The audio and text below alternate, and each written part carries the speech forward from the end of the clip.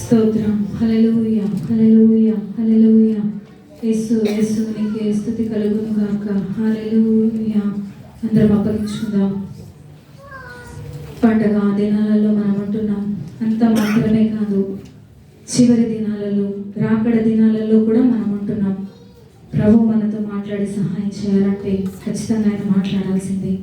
ప్రభు నీ మాట కొరకు నేను వేచి చూస్తున్నానని ఎవరి హృదయంతో వారు చెప్పుకుందాం.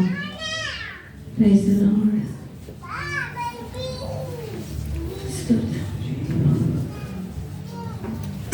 నీ మాట జీవము గలదయ్యా యేసయ్యా, నీ మాట సత్యము గలదయ్యా, నీ మాట మార్పు లేనిదయ్యా యేసయ్యా, నీ మాట మరచిపోనిదయ్యా. కలిసి పడదాం.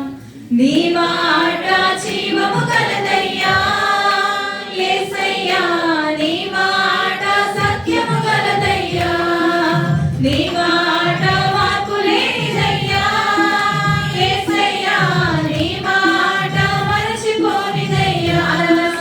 ఏది మారినా నీ మాట మారదయ్యా, ఏది ఆగినా నీ మాట జరుగునయ్యా, ఏది మారినా నీ మాట మారదయ్యా, ఏది ఆగినా నీ మాట జరుగునయ్యా, నీ మాట జీవము గలదయ్యా యేసయ్యా, నీ మాట సత్యము గలదయ్యా, నీ మాట మార్పు లేనిదయ్యా యేసయ్యా, నీ మాట మరచిపోనిదయ్యా. నశించుతున్న వారిని బ్రతికించును నీ మాట, బంధింపబడిన వారిని విడిపించును నీ మాట, నశించుచున్న వారిని బ్రతికించును నీ మాట, బంధింపబడిన వారిని విడిపించును నీ మాట, తప్పిన వారిని సరిచేయును నీ మాట, నీ మాట త్రోవ తప్పిన వారిని సరిచేయును నీ మాట, మర్చిపోయిన వారిని లేవనెత్తును నీ మాట. ఏది మారినా నీ మాట మారదయ్యా, ఏది ఆగినా నీ మాట జరుగునయ్యా, ఏది మారినా నీ మాట మారదయ్యా, ఏది ఆగినా నీ మాట జరుగునయ్యా, నీ మాట జీవము గలదయ్యా యేసయ్యా, నీ మాట సత్యము గలదయ్యా, నీ మాట మార్పు లేనిదయ్యా యేసయ్యా, నీ మాట మరచిపోనిదయ్యా.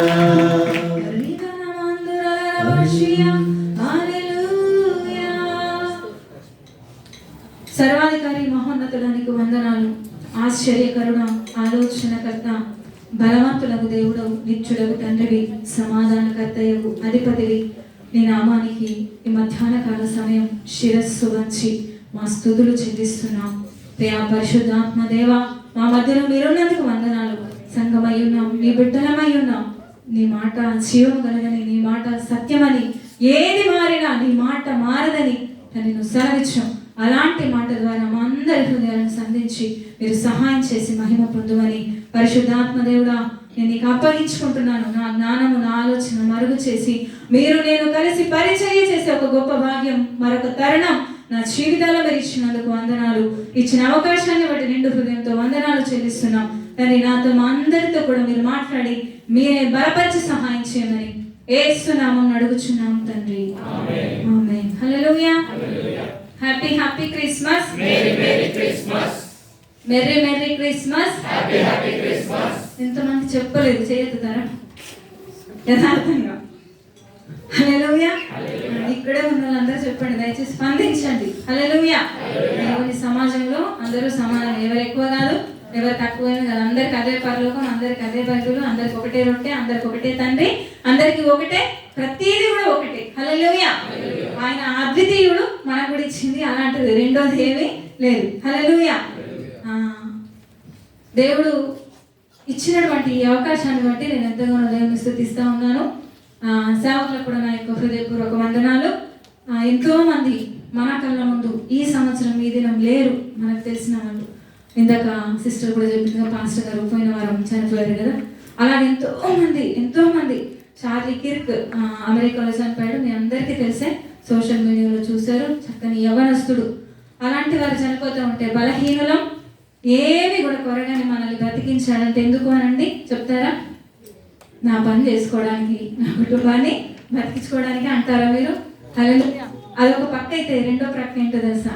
ఆయన్ని స్తుతించి మహిమపరచడానికి, ఆయన గురించి ప్రచురించడానికి. హల్లెలూయా. ఈరోజు దేవుడు మనతో మాట్లాడేటువంటి అంశం ఏంటి అని అంటే, ఈనాటి క్రిస్మస్లో ఏముండాలి, లేకపోతే ఈనాటి క్రిస్మస్ ఎలా ఉండాలి. ప్రతి ఒక్కరికి ఈ టాపిక్ చెప్పగానే ఒక ఆలోచన వస్తుంది కదా, ఏముండాలి చెప్తారా ఈనాటి క్రిస్మస్లో? కాకపోతే మనం ఇక్కడ అందరం బెడ్ స్పేస్ రూముల్లో ఉన్నాం కదా. ఇంటికాడ ఈ క్రిస్మస్కి మీరు ఏం చేయాలనుకున్నారు చెప్తారా? అందరూ చెప్పాడు పెద్ద స్టార్, ఊళ్ళో సోన్పేట అందరికన్నా మాదే పెద్ద స్టార్. ఇంకా చెప్పాలి, ఊళ్ళో ఎవరు చేయని మటన్ బిర్యానీ, రొయ్యల బిర్యానీ, మటన్ బిర్యానీ. నిజంగా క్రిస్మస్ అనగానే ఎలా చేశారంటే, కేకులు, చాకులు, ట్రీలు, శాంటా క్లాస్లు, టోపీలు, ఇంకా క్యాండిల్లు, అన్ని అసలు ఏంది అంటే క్రీస్తు లేడు. హల్లెలూయా. అయితే ఆనాటి క్రిస్మస్ లో క్రీస్తు ఉన్నాడు కాబట్టి వాళ్ళకి సంతోషము కలిగింది. ఈనాటి క్రిస్మస్ లో క్రీస్తు లేడు కాబట్టి కొత్త బట్టలు కట్టుకొని ఈ 2 గంటలు ఆరాధన చేసినంత సేపు మనకి ఏముంటది? ఆ డోర్ దాటి బయటికి వెళ్తే ఏం చేద్దామే, పిల్లలు డబ్బులు పంపించమన్నాడు, డబ్బులు లేవు, ఇంటి దగ్గర కూట పెట్టాలి, 50,000 అప్పు చేస్తే గానీ పండుగ జరగదు. హల్లెలూయా. ఈ పండుగ అయిపోతే జనవరిలో వర్రియే, ఫిబ్రవరిలో దాన్ని పూడ్చుకోవడానికి 2 నెలలు టైం పడుతుంది. హల్లెలూయా. ఆనాటి క్రిస్మస్ ఎలా ఉంది, ఈనాటి క్రిస్మస్. ఆనాటి క్రిస్మస్ గురించి మీకు అందరికీ తెలుసు. 4 సువార్తలు చాలా బాగా చదివిన వాళ్ళు ఉన్నారు కాబట్టి అది చెప్పదలుచుకోలేదు. ఈనాటి క్రిస్మస్ లో ఏముండాలి, లేకపోతే ఎలా ఉండాలి, ఎవరు ఉండాలి అనేటువంటి అంశాన్ని మనం కొంచెం సేపు మాట్లాడదాం. హల్లెలూయా. మొట్టమొదటిగా లూకా సువార్త 1వ అధ్యాయం 19వ వచనం చదువు. లూకా 1:19. దూత నేను దేవుని సుఖమందు నిలుచు గబ్రియేలును నీతో మాట్లాడుటకును ఈ సువార్తమానము నీకు తెలుపుటకును పంపబడితిని.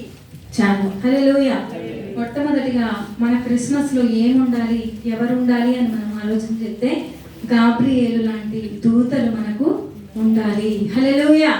గాబ్రియేలను పేరు పెట్టుకోగానే గాబ్రియేల్ అయిపోతారండి. హల్లెలూయా.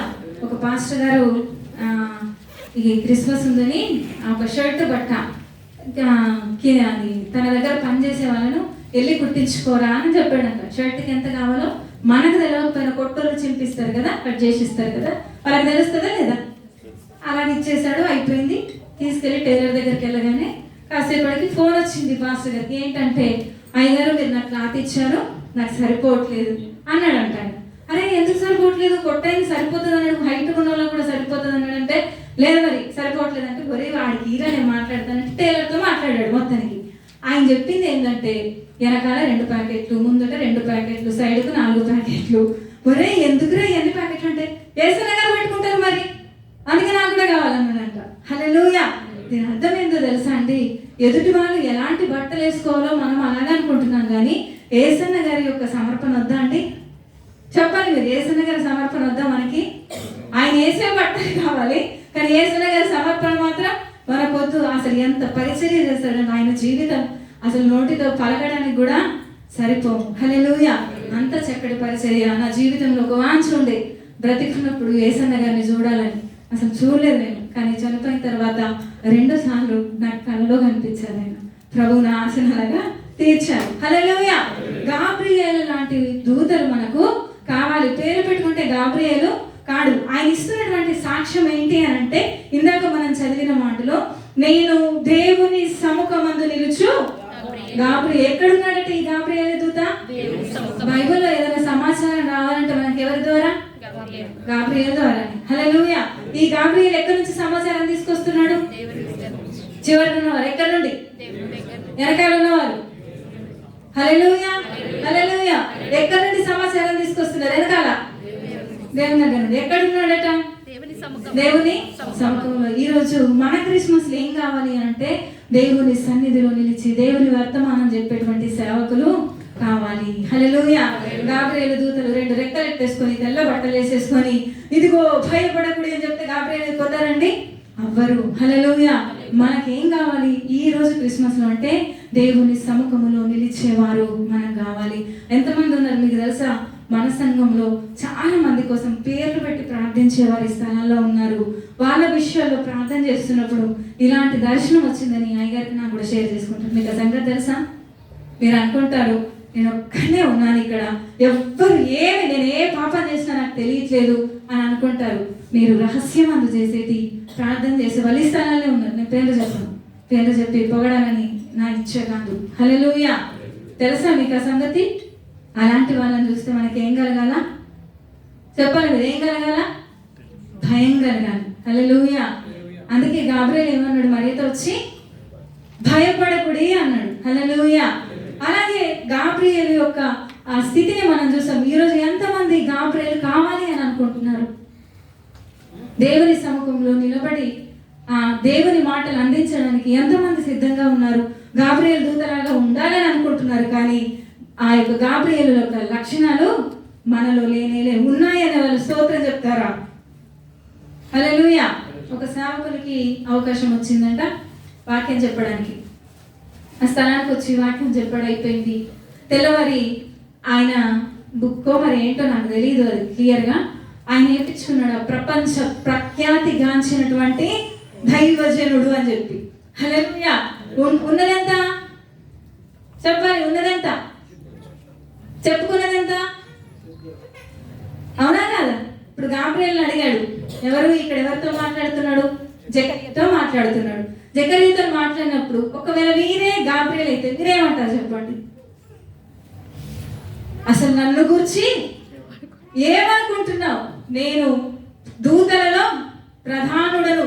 భూమి మీదకి ఏదైనా సమాచారం రావాలంటే నేను తప్ప ఇంకో మార్గమే అన్నాడు. అలాగా చదవండి, మళ్ళీ చదవండి అన్నమాట. దూత నేను దేవుని సముఖమందు నిలుచు గాబ్రియలును నీతో మాట్లాడుటకును ఈ వర్తమానం నీకు తెలుపుటకును పంపబడితిని. చాలు. హల్లెలూయా.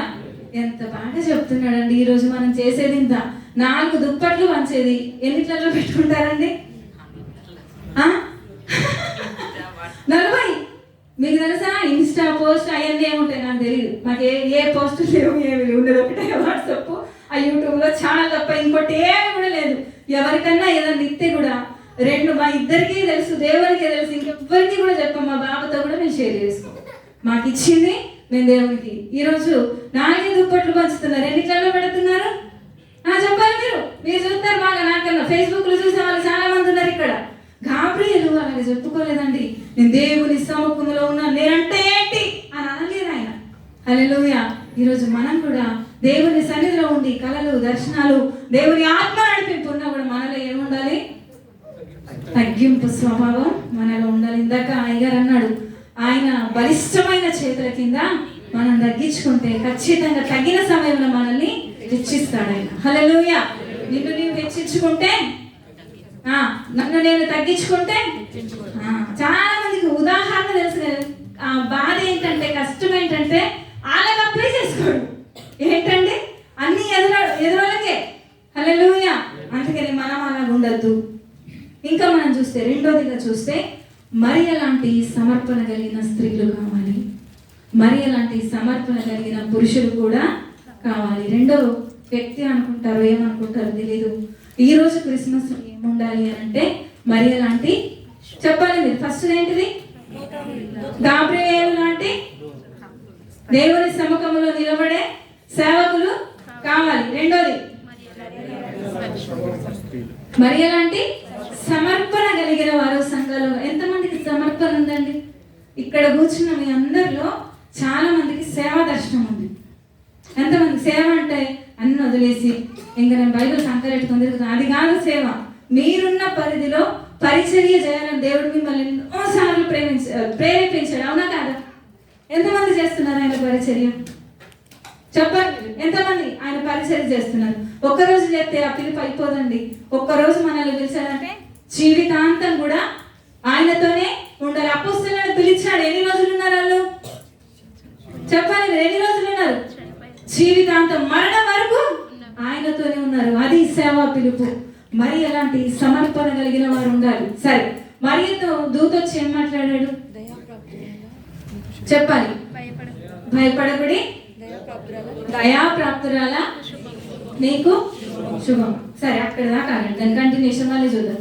దయాప్రాప్తురాలు అన్నాడు కదా, ఏం దయ అవుతుందండి ఆమె?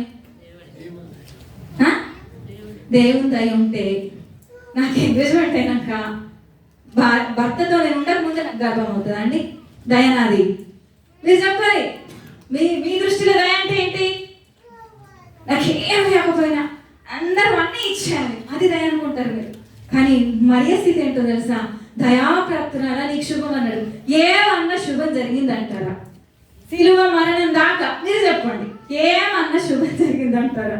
ఒక్కటి చెప్పండి, పో నాకు ఒక్కటి చెప్పండి. లోకరక్షకుడు పుట్టాడంటారేమో, ఆ తర్వాత 9 నెలలు జరిగితే కదా ఆ సీను. చెప్పండి మీరు. మరి అలాంటి సమర్పణ, ఎంత సమర్పణ అంటే ఒక ఆడపిల్ల అయి ఉండి అసలు ఎంత అవమానానికి వచ్చిందో. తల్లిదండ్రులు ఇద్దరు కూడా తోసేశారు. మీరు అంటారేమో ఆ మాట ఇందులో లేదని. సత్రంలో డెలివరీ అవ్వాల్సిన పని ఏముందండి ఆమెకి? పోనీ మరియ తల్లిదండ్రులు, యోసేపు తల్లిదండ్రులు ఉన్నారా? వాళ్ళ తల్లిదండ్రులు వీళ్ళ తల్లిదండ్రులు ఉంటే సత్రంలో ఆ యొక్క ప్రసవ వేదన పడాల్సిన పని ఉంటుంది అంటారా? హల్లెలూయా. పోనీ నిజంగా చెప్తా ఉన్నాను, కొన్ని అది యూట్యూబ్లో షార్ట్స్ చూస్తూ ఉంటే ట్రైన్లో కానీ ఫ్లైట్లో కానీ వాళ్ళు డెలివరీ అవుతూ ఉంటే అక్కడున్న ఆడవాళ్ళందరూ, అవసరమైతే మొగోళ్ళు కూడా వాళ్ళ షర్ట్లు తీసి ఆ డెలివరీ అవుతున్న అమ్మాయికి అడ్డు పెట్టి ఆ ప్రసవాన్ని చేస్తారు. మీరు చూడలేదు అలాంటి యూట్యూబ్లో? ఆ రోజు ఆ మరియకి ఏమన్నా ఉందా అండి? సమర్పణ కలిగిన వారికి ఏముంటుంది తెలుసా? రాళ్ళే ఉంటాయి. హల్లెలూయా. అందుకే మీలో చాలా మంది దేవుడు పిలిచిన, దేవుడు తన పనికి నిర్ణయించిన కఠినమైనటువంటి ఆ మాటకు మీరు ఒప్పుకోవట్లేదు. అన్నీ బాగుండాలి, సేవ చేస్తే ఎవ్వరు మెచ్చుకోరండి, అన్నీ దెబ్బలు. ఇందాక చెప్పింది సేవకురాలు, దీన సేవకుడు ఏమీ లేదంట. చాలా బాధ అనిపించింది. మనం సేవ చేస్తే మనకు అన్నీ ఉండాలి, నేను సేవ చేస్తే నన్ను అందరూ మెచ్చుకోవాలి, చర్చిలో పాస్టర్ గారు, పాస్టర్ అమ్మ, సంఘ పెద్దలు, తోటి వారు అందరూ నన్ను మెచ్చుకోవాలని మీరు ఆలోచన చేస్తారు. మరి ఆ ఆడపిల్ల, పెళ్లి కాని పిల్ల, చిన్న పిల్ల ప్రధానమైంది. తల్లిదండ్రి తోడు లేదు, అన్నదమ్ముల తోడు లేదు, ఎవరి తోడు లేదు. కానీ ఆయన మాటకు అప్పగించుకుంది. అదే 1వ అధ్యాయం 38. 1:38.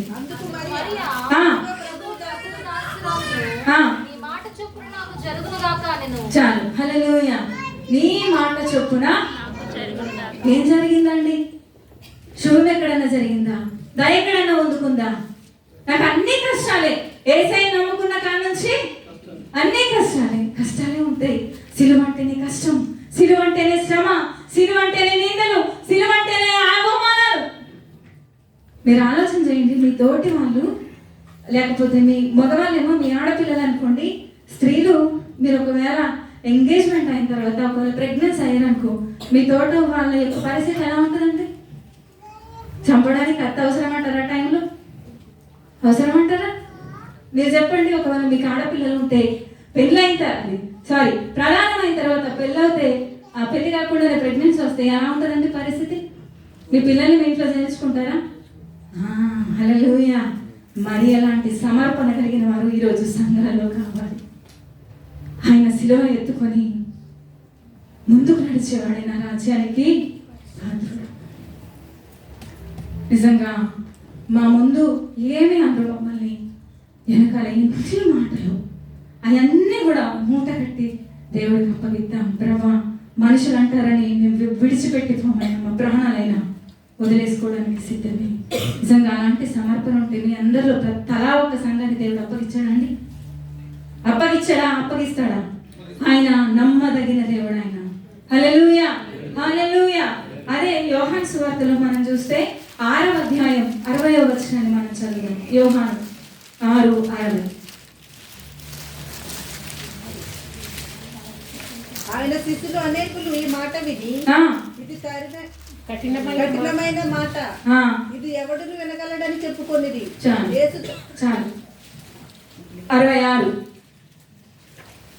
అప్పటి నుండి ఆ. ఆయన శిష్యులలో అనేకులు వెనుక తీసి మరి ఎన్నడూను ఆయనను వెంబడింపలేదు. చాలు. హల్లెలూయా. యేసు ప్రభుల వారు ఒక మాట చెప్పారు, ఏంటో తెలుసా అండి? నా శరీరం తినకపోతే, నా రక్తము త్రాగకపోతే మీకు నిత్య జీవము లేదు అని చెప్పాడు. ఆ మాటకి అక్కడ ఉన్నటువంటి శిష్యులు అందరూ కూడా ఏమంటున్నారు? ఇది కఠినమైనటువంటి మాట, ఇది ఎవరు ఒప్పుకుంటారు అని చెప్తా ఉన్నారు. నిజంగా మరియకి ఇవ్వబడినటువంటి ఆ సందేశము దయాప్రాప్తురాల, ఇదిగో నీకు శుభం అని అంటా ఉన్నాడు కదా. నిజంగా అది చాలా కఠినమైనటువంటి మాట. కానీ ఆ కఠినమైనటువంటి ఆ మాటకి ఖచ్చితంగా ఏం చేసింది మరియా? సమర్పించుకుని లోబడ్డది. ఏదన్నా అందా? నీ దాసులని ఏదన్నా నువ్వేది చెప్పావో నీ మాట చొప్పున నాకు ఎంతమంది ఉన్నారండి? ఒకవేళ సేవకుడు ప్రవక్తను వచ్చి మీ ఎడల ఒక కఠినమైన మాట చెప్తే మీరందరూ ఎంతమంది స్వీకరిస్తారు? కఠినమైన మాట చెప్తే సంఘాలు చేరుస్తారు, పొగడితేనేమో ఇక్కడికి వస్తారు. ఇదేం పద్ధతి అండి? పనికి రాని తీగల్ని కత్తిరించినప్పుడు ఖచ్చితంగా బాధ అవుతుంది. కారణం వాళ్ళు ఎవరు ఉన్నారండి? మీకు ఎవరికన్నా గులాబీ మొక్కలు పెంచే వాళ్ళకి ఎవరన్నా హ్యాబిట్ ఉంటే, మేము చిన్నప్పుడు పెంచేవాళ్ళం, అది తీగలు వస్తూ ఉంటే మొగ్గలు పువ్వులు రాకపోనవి, అవి కత్తిరించేస్తే సైడ్ల నుంచి వేరే వచ్చేసి ఎంత పువ్వులు గుత్తులుగా పువ్వులు వచ్చేవి. అది నాకు యోహాను సువార్త 15 చదువుతూ ఉంటే, ఆహా ప్రభా ఇది నువ్వు చెప్పావా అని చెప్పేసి నేను అనుకుంటా ఉన్నాను. పనికి రాని దాన్ని కత్తిరిస్తూ ఉంటే ఖచ్చితంగా మనసులో బాధ అవుతుంది. అలాంటి కఠినమైన ఉపదేశాన్ని మరియా అప్పగించుకున్నది. మీరు ఎంతమంది అప్పగించుకుంటారు? ఆయన అంటున్నాడు ఇది కఠినమైన మాట, ఎవరు దీన్ని ఒప్పుకుంటారని చెప్పేసి 66 అంటున్నాడు. అప్పటి నుండి ఆయన శిష్యుల్లో అనేకులు వెనక తీసి మరి అన్నాడు కూడా ఆయన్ని. మీది ఆ బ్యాచ్ కాదా? ఆ బ్యాచ్ కాదు అన్న వాళ్ళు స్తోత్రం చెప్తారా? అబ్బా యేసు రక్తం వేసే మీరందరూ అనే బ్యాచా? ఓ మై గాడ్, దేవా నువ్వు సహాయం దయచేయి తండ్రి. మరి ఎలాంటి సమర్పణ మీ అందరి హృదయాల్లో వచ్చును గాక. ఇది మాత్రం బాగా ఉంటుంది. హల్లెలూయా. నిజంగా వాళ్ళందరూ వెళ్ళిపోయిన ఆ 12 మంది దిక్కు యేసయ్య తిరిగి అంటాడు, మీరు కూడా వెళ్ళిపోవాలని అనుకుంటున్నారంటే పేతురు అంటాడు, అయ్యా మేము ఎక్కడికి పోతాం? నీవే నిత్య జీవపు మాటలు. హల్లెలూయా. మరియకి చెప్పించింది శుభవచనం ఏమి కాదు. ఇలా మరియా పాట పాడుతున్నాం కదా, మరియమ్మ గర్భాన ప్రభు యేసు. ఇయ్య పాట పాడుకోవడానికి బాగుంది. అసలు సిచ్యువేషన్ ఎలాగుందండి అసలు? హల్లెలూయా. అలాంటి మరియ లాంటి కఠినమైనటువంటి సమర్పణ కలిగిన వాళ్ళు కావాలి. మీరు వెళ్తున్నటువంటి సంఘంలో కఠినమైన బోధన మీకు ఉండాలి. మీరు వెళ్తున్నటువంటి సంఘంలో చక్కటి ఉపదేశం ఉండాలి. మీరు వెళ్తున్నటువంటి సంఘాల్లో మీరు మీ పాపాన్ని ఖండించే సంఘానికే మనం వెళ్ళాలి. ఆ మనసే మనకు రావాలి. మరి అలాంటి సమర్పణ కలిగిన వారు దేవుడు లేపును గాక. హల్లెలూయా. ఆ రోజు క్రిస్మస్ జరిగింది మరి ఉంటే, ఈ రోజు మరి ఉంటే సంఘంలో క్రిస్మస్. హల్లెలూయా. మూడోదిగా మనం చూస్తే మత్తయి సువార్త 1:20. అతడు ఈ సంగతులను గూర్చి ఆలోచించుకొని చుండగా ప్రభుదూత స్వప్నమందు అతనికి ప్రత్యక్షమై, దావీదు కుమారుడైన యోసేపు, నీ భార్య అయిన మరియను చేర్చుకొనుటకు భయపడకుము, ఆమె గర్భము ధరించినది పరిశుద్ధాత్మ వలన కలిగినది. హల్లెలూయా. ఇక్కడ ఎవరితో మాట్లాడుతున్నారు? గాబ్రియేలు యోసేపుతో మాట్లాడుతున్నాడు. ఇప్పుడు యోసేపు దగ్గరికి వచ్చి ఆ మాట చెప్పగానే యోసేపు ఏమన్నాడు? ఇప్పుడు మీరు చెప్పండి, పురుషులు చెప్పండి. మీరు ఒకరితో ఎంగేజ్మెంట్ అయింది, ఆమె కన్సీవ్ అయ్యింది మీ ప్రమేయం లేకుండానే, మీరేమనుకుంటారు? అప్పుడు దూతనే వచ్చి చెప్పాడు, అదే గాబ్రియల్ వచ్చి మీ దగ్గరకు వచ్చి చెప్పాడు, మీరేమనుకుంటారు? ప్లీజ్ సారీ ఏదైనా చెప్తాను కానీ ఈ ఒక్కటి మాత్రం నాకు వద్దు అసలు. అయినా సరే ఆ అమ్మాయిని అల్లరి పాలు చేయడానికి నాకు ఇష్టం లేదు, రహస్యంగానే నేను చెప్తాను అంటారా లేదా? అనే వాళ్ళందరూ స్తోత్రం చెప్తాం. అమ్మా మీరు చాలా అలర్ట్గా ఉన్నారు. దేవుని మహిమ. హల్లెలూయా, హల్లెలూయా. నిజంగా ఆ మాట చెప్తున్నప్పుడు యోసేపు, ఒకవేళ మనం సంభాషణ కనుక మనం ఒకవేళ రాయాలని అనుకుంటే, గాబ్రియల్ దూత యోసేపు దగ్గరికి రాగానే నా పరిస్థితి ఏం బాగోలేదు అని అన్నాడు. ఫస్ట్ ఏమన్నాడు? భయపడక అన్నాడు. ఈ సంగతులు ఆలోచించుకుంటుండగా మాట్లాడాడు కదా, నా పరిస్థితి ఏం బాగోలేదు అని దూతతో చెప్పాడు. చెప్పగానే ఏమైంది అని దూత అడిగాడు. ఓకే, గాబ్రియల్ దూత అడిగాడు. అప్పుడు యోసేపు ఏమంటాడు, ఇలాంటి సంగతి నాకు ప్రధానమైంది, పెళ్ళవ్వలేదు కానీ ఆమె కన్సీవ్ అయింది, కానీ నేను వదిలిచ్చేసుకోవాలనుకుంటున్నాను, కానీ అయినా సరే అమ్మాయిని అల్లరి చేయను అని చెప్పేసి అన్నాడు. అప్పుడు దూత ఏమనాలి, అసలు ఆ సమాచారం తెచ్చిందే నేను, మీకు అర్థమవుతుందా? అసలు ఆ సమాచారం తెచ్చిందే నేను. అరే ఒకవేళ అదే మాట ఈ సమయంలో ఉండి అదే మాట మేము చెప్పామనుకోండి, అప్పుడు మీ ఫేస్ ఎలా ఉంటుందండి? అంత చేసింది నువ్వా ఇంతకీ, అవునా కదా? మనం అలా ఆలోచన చేస్తే పుస్తక భాషలోకి వెళ్తే అక్కడ ఏముండదు, పుస్తకం రాసింది. మనం నిజంగా లైఫ్లోకి వెళ్ళి ఆలోచన చేయాలి, అబ్బా ఇదంతా చేసింది నువ్వా, అయితే అన్నయ్య ప్లీజ్ నేను చేయను, ప్లీజ్ నన్ను అసలు ఇంకేమైనా చేయమని, ఇది ఒకటి చేయను అంటారా లేదా? మా అమ్మ నన్ను ఊరుకోరండి, మా తమ్ముడు ఊరుకోడు, మా అన్నయ్య ఊరుకోడు, అసలు అది చర్చిలో మా పరుగు పోద్ది, సంఘంలో మా పరుగు పోద్ది, బజార్లో మా పరుగు పోద్ది, అసలు ఇంకా నేను బతకడం ఎందుకంటారు నా ఫ్రెండ్స్ పొలమని వాట్సాప్ లో మెసేజ్ పెట్టేస్తున్నాయి, ఒరే ఏంటిదిరా ఈ పరిస్థితి నీకు అని చెప్పేసి. అవునా కదా? పెడతారా లేదా? అలాంటి పరిస్థితిలో యోసేపు మనకి ఏం నేర్పిస్తున్నాడో తెలుసా? తనను కానటువంటి పని, దేవుని పనిని భుజాన మోసుకొని చేస్తా ఉన్నాడు. చప్పట్లు కొడదామా? హల్లెలూయా. తనని కానటువంటి పని యోసేపు ఏం చేస్తున్నాడు? భుజాన మోసుకొని తనదైనట్టుగా చేస్తున్నాడు. అలాంటి వాళ్ళు ఈరోజు మనకు కావాలా వద్దా? చెప్పాలి మీరు. ఎంతోమంది క్రిస్మస్కి వంటలు చేద్దామని అన్నాం కదా, అయ్యా నేను ఇది చేస్తాను, బయటకు వెళ్ళక ఆయన అప్పగిస్తాడంట. మీ సామర్థ్యాన్ని బట్టి అయ్యా నేను ఇది చేస్తాను. కొంతమంది ఉన్నారు, ఒక ఇద్దరు ముగ్గురు చెప్పారు, అయ్యా మాకు ఇదైతుంది నేను చేస్తాను, నేను చుట్టి పెట్టుకుంటాను. ఒక ముగ్గురు నలుగురు చెప్పారు అంతే, మిగతా వాళ్ళందరూ కాదా? మీ పని కాదా ఇది? మా పనా? మనందరి పని కాదా? యోసేపు తనని కానటువంటి పనిని దేవుని పని అని చెప్పి భుజము మీద వేసుకొని, ఎన్ని నిందాలంటే అసలు యోసేపు జీవితాన్ని ఆలోచన చేయండి. ఎక్కడో ఉన్నాడు, ఐగుప్తుకి వెళ్ళమన్నాడు, మళ్ళీ నజరేతుకి వెళ్ళమన్నాడు, మళ్ళీ బెత్లెహేంకి వెళ్ళమన్నాడు, ఎన్ని పట్టుకొని ఆ ఆడపిల్లని పట్టుకొని ఎన్ని తిరిగాడంట ఆయన.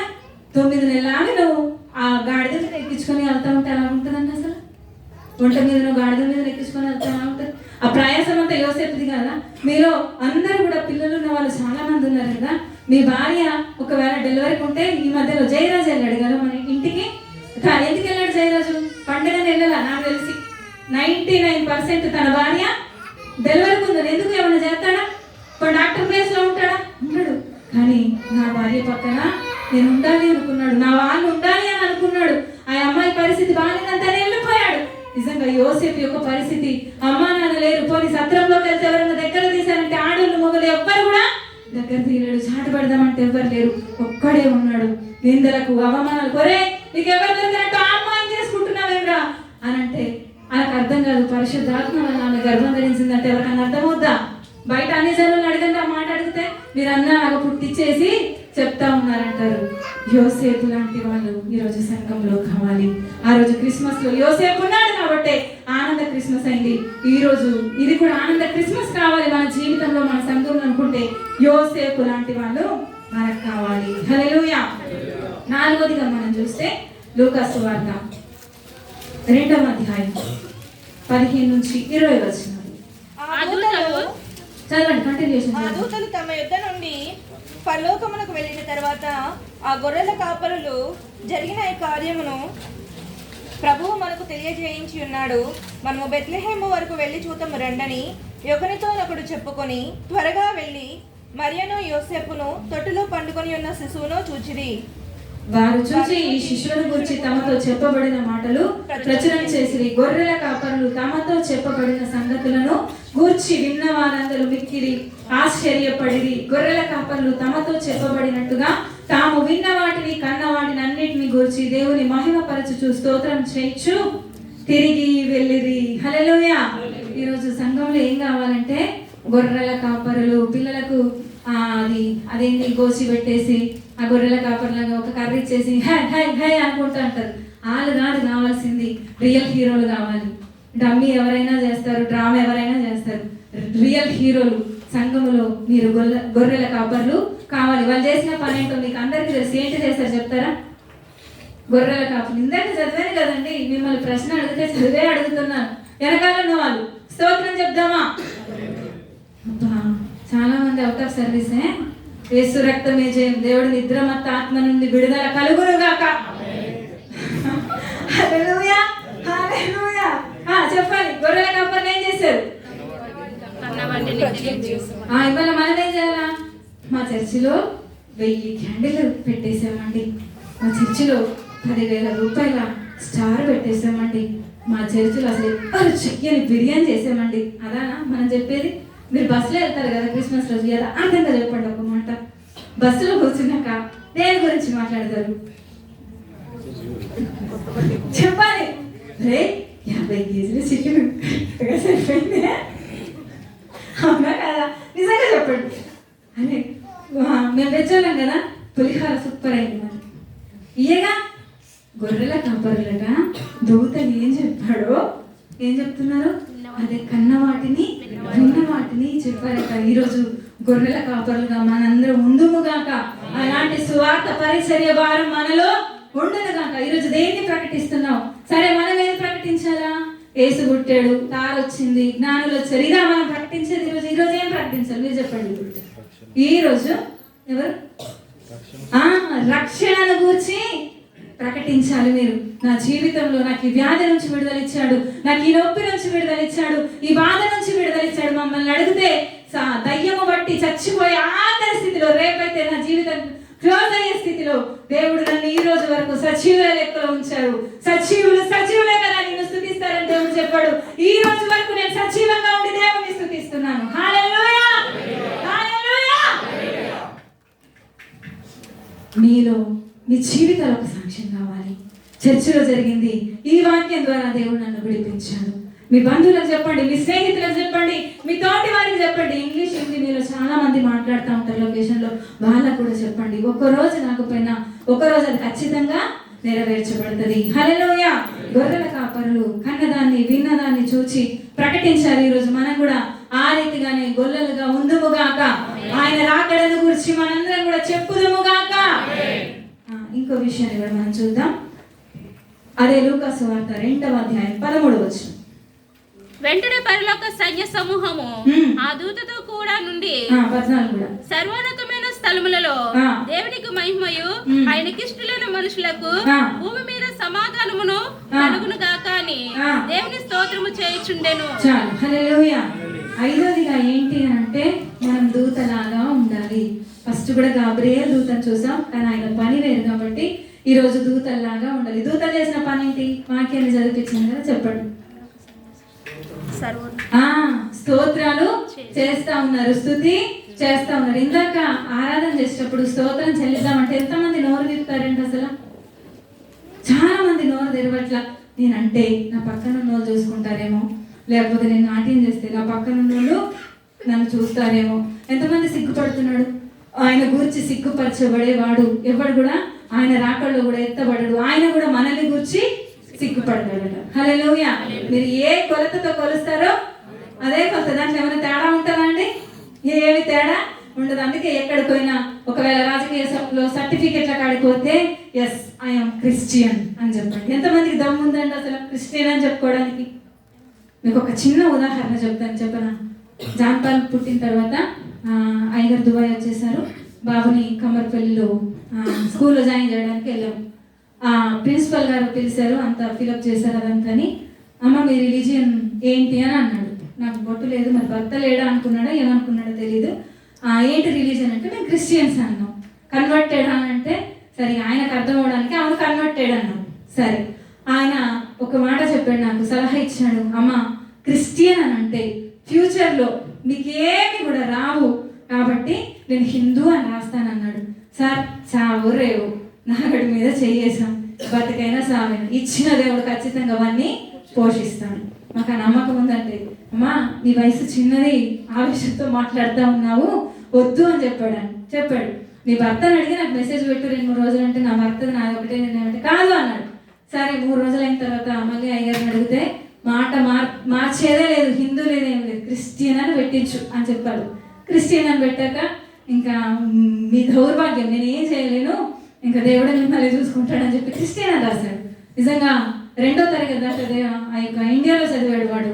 3వ తరగతి నుంచి ఈ రోజు నాకు ఇక్కడే చదువుతున్నాడు. 3 నుంచి 10 వరకు కూడా ప్రోగ్రెసివ్ ఇంగ్లీష్ స్కూల్ వాళ్ళు సగం డిడక్ట్ చేసి బుక్స్, యూనిఫామ్స్ అన్ని ఫ్రీగా ఇచ్చారు. దేవుడు నాకు సహాయం చేశాడా లేదా? హల్లెలూయా. కాలేజీ ఫీజు ఇప్పుడు 2.5 సంవత్సరాల నుంచి కూడా ప్రతి నెల ఎవరో ఒకరు వస్తున్నారు, ఎవరో ఒకరు పే చేస్తున్నారు. ఈ రోజు దాకా కూడా పే చేస్తానే ఉన్నారు. ఒకటే చేస్తున్నాం, ప్రార్థన చేస్తాను.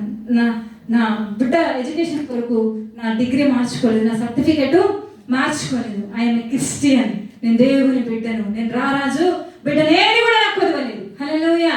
దూతలు వాళ్ళని ఆరాధించారట. ఉన్నది ఉన్నట్టుగా మనం ఆరాధన చేయాలి. దేవుడు మనకు సహాయం చేసే దేవుడు అయి ఉన్నాడు. ఎవరైతే బాగా నోరు తెరిచి నింపుతారో, ఆ నోరు తెరుస్తారో వాళ్ళ స్తుతులతో దేవుడు నింపుతాడు అనే కీర్తనలలో మనం చూస్తే కొన్ని మాటలు నేను చెప్తాను. ఆ స్తుతి గురించి మీకు చాలా తెలవాలి. చాలా మంది స్తుతించట్లేదు, ఆ యొక్క దేవుని నామాన్ని మహిమపరచట్లేదు. దేవుడు అంటాడు, స్తుతి యాగం చేయవాడు నన్ను మహిమపరచుట కొరకే చేయుచున్నాడు అని దేవుడు చెప్తాడు. అందుకే మనం దేవుణ్ణి స్తుతించే బదులమై ఉన్నాం. దూతలు ఏం చేశారండి? దేవుణ్ణి స్తుతించారు. 147వ వచనంలో స్తోత్రం చేయట ఒప్పిదమని, యెషయా గ్రంథం 3:12వ వచనంలో యెహోవా ప్రభావమునకు స్తోత్రమని, 115, 17, 18లో ఇది మొదలుకొని నిరంతరం కూడా యెహోవా స్తోత్ర అర్హుడని, 156వ వచనంలో సకల ప్రాణులు కూడా యెహోవాను స్తుతిస్తారని, 145, 10వ వచనంలో నీ భక్తులు నిన్ను సన్నతించును గాక అని, 92, 1-2లో నీ నామము స్తుతించదగినదని, 33, 1వ కీర్తనలో స్తుతి చేయుట యథార్థవంతులకు శోభస్కరమని, 50వ అధ్యాయం 23వ వచనంలో స్తుతి చేయుట యథార్థవంతులకు శోభస్కరమని, స్తుతి చేయువాడు దేవుణ్ణి మహిమ పరుస్తున్నాడు అని దేవుడు లేఖనాలు చెప్తున్నాయి. దూతలు ఏం చేశారు? సర్వోన్నతమైన స్థలములలో దేవుడికి మహిమ, హల్లెలూయా, ఆయన మహిమ చెల్లించారు. మనం కూడా దూతలాగా ఉంటే దేవునికి నిజంగా ఎంత సంతోషం. ఇందాక ఆరాధన చేసాం, ఎంతో మంది పరిశుద్ధాత్మ దేవుని సన్నిధిని అనుభవించారో నాకు తెలియదు. నిజంగా దేవుని శక్తి దిగి వచ్చింది స్థానాలు. హల్లెలూయా. అందుకే మనం దూతల్లాగా ఉందుముగాక. 6వది మనం చూస్తే జ్ఞానులు. హల్లెలూయా. జ్ఞానుల్లాగా మనము ఉందుముగాక. ఏంటి వీళ్ళ కలిగిన ఆధిక్యత చెప్తారా? జ్ఞానులు వారు ఉన్న చోటు విడిచి ఆరాధన చేశారు. యేసు ఉన్న ఇంటికి మాత్రమే వచ్చి ఆరాధన చేశారు. ఆయన్ని మాత్రమే ఆరాధన చేశారు. 4వదిగా జ్ఞానులో పుట్టిన లక్షణం ఇచ్చేటువంటి గుణం. మీరు అంటారేమో ఈ టాపిక్ ఎత్తుకుంటేనే నాకు భయం పడుతుంది, అక్కడికి వచ్చి ఇంక ఇయ్యడం కోసమే ముడి పెట్టారు ఇలా అని అనుకుంటారు. నేను డబ్బు సంగతి అసలే ఎత్తాను, నాకు అసలు చాలా చీకాకు. మనకు తెలిస్తే మా పాస్టర్ గారు, షడ్రక్ పాస్టర్ గారు, మాకు బాప్తిస్మం ఇచ్చిన ఆత్మీయ తండ్రి, మీకు చాలా అప్పులు ఉన్నాయి, మీ కుటుంబం మీద శాపం ఉంది, మీరు దేవునికి ఇవ్వాల్సింది ఇస్తే ఆ శాపాన్ని తొలగిస్తాడు అని అన్నాడు. అంటే ఏమి ఇవ్వాలని అన్నాడు. మాకు తెలియదు, మరి అప్పుడు బైబుల్ తెలియదు, ఏమీ తెలియదు. అంటే మీరు సంపాదించిన దాంట్లో 10వ భాగం అన్నాడు. 10వ భాగం అంటే కూడా తెలియదు మరి. అంటే మీరు 10 రూపాయలు సంపాదిస్తే 9 మీకే, 1 రూపాయి దేవునికి అన్నాడు. ఆ రోజు నుంచి ఈ రోజు దాకా మాట తప్పలేదండి. హల్లెలూయా, హల్లెలూయా. జ్ఞానులు దేని విషయాల్లో ఉన్నారు అని అంటే, మాదిరిగా ఉన్నారు అంటే ఇచ్చుట విషయాలు. సరే, వీళ్ళు ఏమి ఇచ్చారు చెప్తారా? బంగారమును, సాంబ్రాణి, బోలం. ఇప్పుడు మనం కూడా బంగారం, బోలం, సాంబ్రాణి తీసుకొచ్చి ఇవ్వాలా? చెప్పాలి మీరు. శ్రేష్టమైనటువంటిది ఇవ్వాలి. మీకు శ్రేష్టమైనది ఏంటంటే చెప్తారా? కొంతమందిని చూస్తాను, అందరూ లేరు కానీ కొంతమంది వాళ్ళకి పనికి రాకపోతే, వాళ్ళకి బాగోకపోతే, వాళ్ళకి సెట్ అవ్వకపోతే ఏం చేస్తారు దాన్ని? మళ్ళీ ఫీలింగ్ ఎట్లా అంటే, అందరు చెప్తున్నారు నాన్న మాట్లాడాలా, నేను ఏం చెప్పాలి? హల్లెలూయా. కోడి అనుకుందట, నేను కూస్తేనే కానీ ఆ కోడి మేము. హల్లెలూయా. గొల్లలంగా మనం జ్ఞానులు ఏం చేశారట? శ్రేష్టమైంది. సరే, ఆ ఒక్క మాట చెప్పి నేను ముగించేస్తాను. గొల్లలు ఎక్కడి నుంచి జ్ఞానులు ఎక్కడి నుంచి బయలుదేరారు? బెత్లెహేముకి వచ్చేసరికి ఎన్ని రోజులు పట్టింది? లోపు 2 సంవత్సరాల లోపు. సరే, వీళ్ళు దారిలో వస్తా ఉన్నారు కదా. ఆ 2 సంవత్సరాలు ఏమి తినకుండా యేసు రక్తం నిశ్చయం నన్ను నడిపించినందుకు వందనాలు అన్నారా? కడుపుంది కాబట్టి తింటారు కాదు, అవునా కదా? తింటారా లేదా? సరే, అట్లా వస్తున్నప్పుడు ఫస్ట్ వాళ్ళకి ఏమైనా పని ఉందా అంటే పైసలు వచ్చే పని లేదు. లేనప్పుడు ఏం చేయాలా? ప్రభువా, ఈ బంగారము నీ కోసమే తెచ్చితిని, కానీ నిన్ను చూడటానికి మా ప్రయాణానికి డబ్బు లేదు ప్రభు, దయచేసి ఈ బంగారం అమ్మి మేము వస్తువులు కొనుక్కుంటున్నాం అన్నారా? అనొచ్చా లేదా? మనం ఏం చేస్తున్నాం ఇవాళ? శ్రేష్టమైన దాన్ని. నేను దయచేసి డబ్బుల కోసం చెప్పట్లేదండి. జ్ఞానులు వాళ్ళకి అవసరం వచ్చిన ఏదైతే దేవుని కోసం అని అనుకున్నారో ఆ శ్రేష్టమైనది దేవునికి అర్పించారు.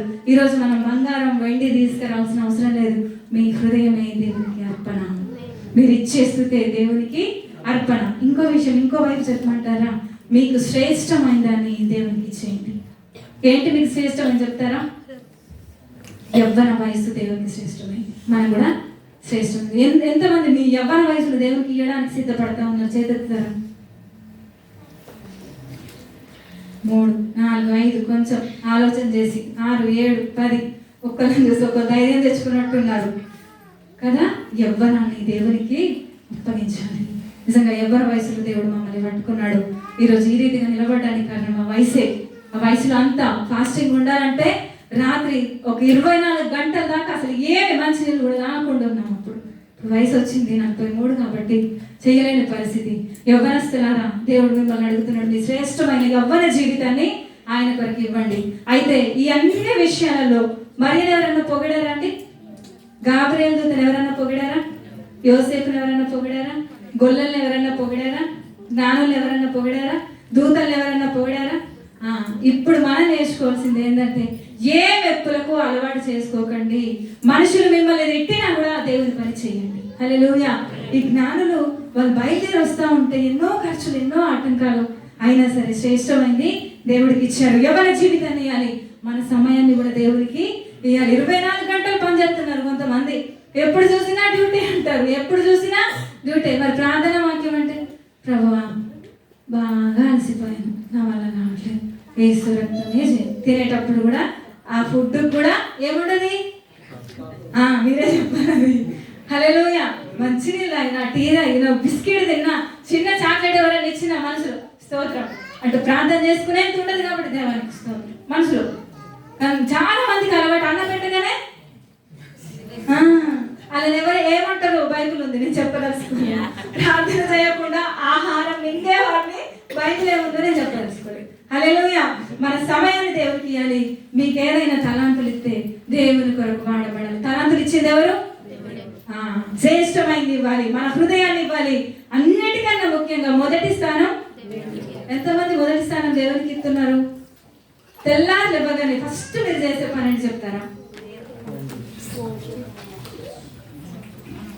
ఏం మెసేజ్లు వచ్చినాయి, ఇదంతా అయిపోయి మెసేజ్లు పెట్టి అవసరమైతే భర్తతో, అవసరమైతే భార్యతో గొడవ పడ్డాక ప్రభువానికి స్తోత్రమైన చేసేదంతా చేసి ఒక పాట ఉంటుంది, నా జీవన సంధ్య నీతోనే ఆరంభం, నా జీవనం మలి సంధ్య నీతోనే అంతం. హల్లెలూయా.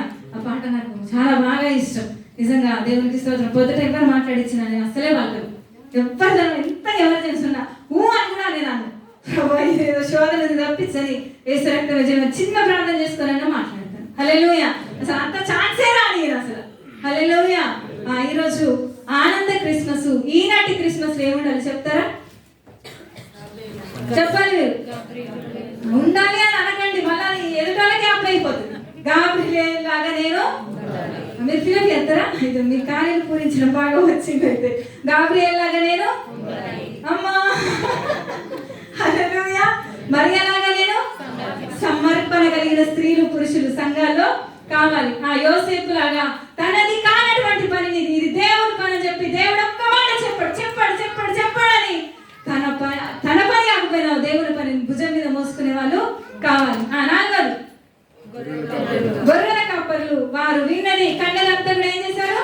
ప్రకటించారు. మనం కూడా ఈరోజు సువార్తను ప్రకటించుదుగాక, మన సాక్ష్యాన్ని ప్రకటించుదుగాక. 5 దూతలు స్తోత్రాలు చేశారు. దయచేసి స్తుతించడం అందరూ నేర్చుకోండి. మీకు చేతులు ఎత్తి దండ పెడుతున్నారు. బూతులు మాట్లాడడం నేర్చుకుంటున్నారు, అన్ని నేర్చుకుంటున్నారు, కానీ స్తుతించడం మాత్రము నేర్చుకోవట్లేదు. చివరికి ఏంటి? జ్ఞానులు శ్రేష్టమైంది ఇచ్చారు. మనకున్న దాంట్లో మనం కూడా శ్రేష్టమైంది దేవునికి ఇవ్వాలి. నేను డబ్బు సంగతి అసలే చెప్పట్లేదండి. మీరు అవన్నీ ఇస్తే అసలు మీకు ఉన్నదానికన్నా ఎక్కువగా ఇచ్చేస్తారు. దేవుడి మాట దీవించును గాక. చిన్న ప్రార్థన, అందరం లేచి నిలబడదామా? చిన్న ప్రార్థన చేద్దాం. ప్రభా క్రిస్మస్ అని ఆ గాలిలోనే కొట్టుకుపోతున్నానయ్యా. తండ్రి ఈ రోజు నిజంగా సూటిగా స్పష్టంగా మాట్లాడవయ్యా. కఠినమైన మాటలున్నా, ఉపదేశం కఠినమైన, దేవుని వాక్యం గుచ్చుకునేనైనా దేవా నేను నీకు సమర్పించుకుంటానయ్యా అని ఆయనకు అప్పగించుకుందాం. స్తోత్రం స్తోత్రం హల్లెలూయా. తండ్రి నీకు వందనాలు. తండ్రి మీరు మాకు అప్పగించిన వారు నీ వారై ఉన్నారు స్వామి, మేము కూడా నీ వారమై ఉన్నామయ్యా. మేమందరం గాబ్రియేలు దూతల వలె ఉందుము కాక, మరియ వలె సమర్పణ కలిగి అది ఎంత కఠినమైన నీ మాట చొప్పునే జరుగునుగా కానీ ఒప్పుకుందుము గాక. యోసేపు వలె ప్రతి పని కూడా తండ్రి ప్రభు వారి భుజముల మీద మోసుకొని చేయుదురు కాక. గొల్లలు తండ్రి ప్రభు సువార్తను ప్రకటించారయ్యా. ఆ రీతిగా మేము కూడా ఉండడానికి నువ్వు సహాయం దయచేయండి. దూతలు స్తుతించారయ్యా. నువ్వు పుట్టినప్పుడు ఎంత సంతోషమో కనీసం స్తుతి కూడా చేయలేని పరిస్థితి. ప్రభాని బిడ్డని దర్శించండి యేసయ్యా. చివరిగా జ్ఞానులు వారికి ఉన్న శ్రేష్టమైనది ఇచ్చారు స్వామి. నీ బిడ్డలు కూడా తండ్రి ఆ రీతిగా శ్రేష్టమైనవి నీకు ఇచ్చుటకు సహాయం దయచేయండి. తండ్రి మాతో మాట్లాడినందుకు నీకు వందనాలు స్తోత్రాలు చెల్లిస్తూ యేసు నామమున అడుగుచున్నాము తండ్రి. ఆమేన్.